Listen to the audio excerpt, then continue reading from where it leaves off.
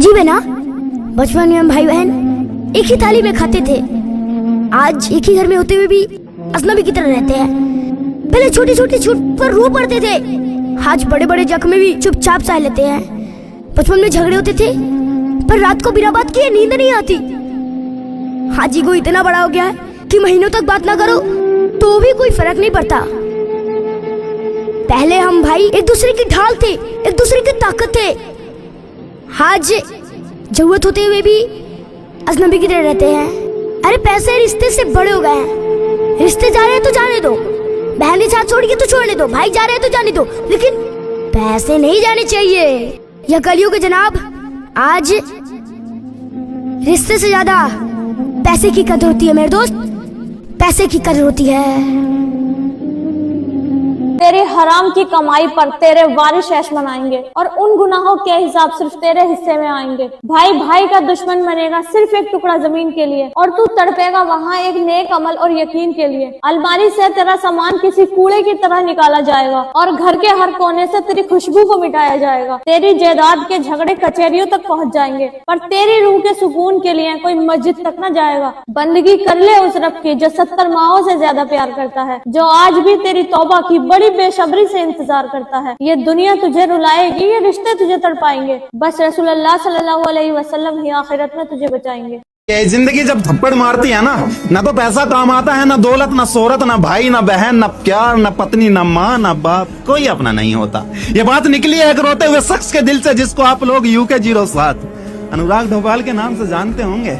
वो शख्स आज पूरी दुनिया के सामने अपने दिल की बात निकाल रहा है। वो शख्स आज पूरी दुनिया के सामने रोते हुए अपने इमोशंस निकाल रहा है। वो शख्स आज पूरी दुनिया के सामने अपनी जिंदगी से हारकर अपनी मौत की बात कर रहा है। क्यों?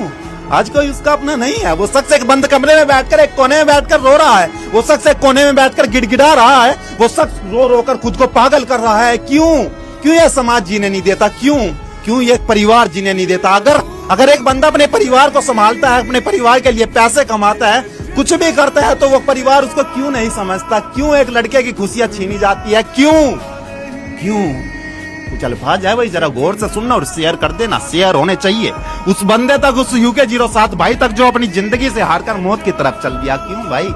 मान लो मैं ही UK07 राइडर हूँ भाई, मान लो मैं ही UK07 और मैं अपने अंदर के इमोशन से निकाल रहा हूँ। जरा गौर से सुनना और शेयर कर देना। तो अर्ज क्या है कि अगर पैसा ही चाहिए था तो कमाया बहुत था तेरे लड़के ने माँ।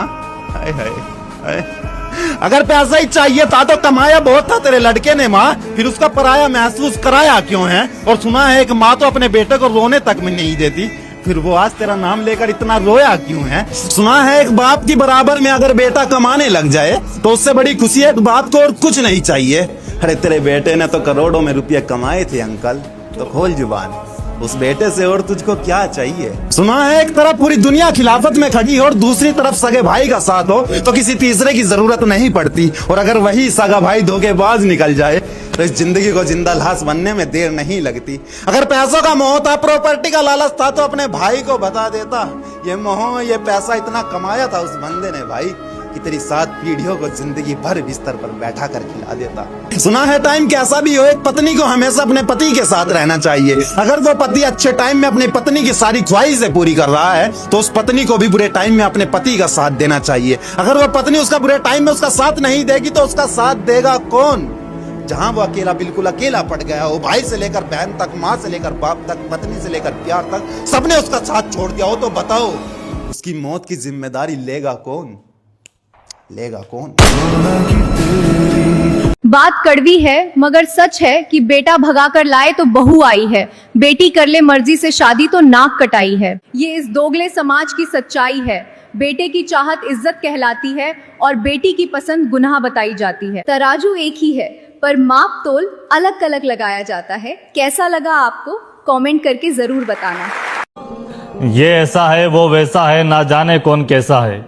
इतना ना किसी की जिंदगी में आंका करो, दूसरे पर उंगली उठाने से पहले खुद के गिरेबान में झांका करो। किनारे पर बैठकर यूं अंदाजा ना लगाया करो, जिस बात का पूरा पता ना हो उसका पतंगड़ ना बनाया करो। सबकी अपनी अपनी जिंदगी है, सबकी अपनी अपनी कहानी है।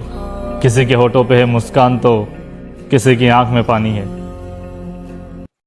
कुछ लोग बोलते हैं कि बाबा साहब इतने ही महान थे तो उनका फोटो नोटों पे क्यों नहीं है?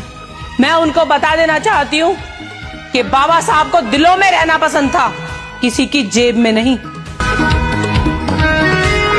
क्यों करूं जिक्र उसका, क्यों करूं बात उसकी, अबे क्यों करूं जिक्र उसका, क्यों करूं बात उसकी, क्या पता किसके बिस्तर में होगी, यही है औकात उसकी।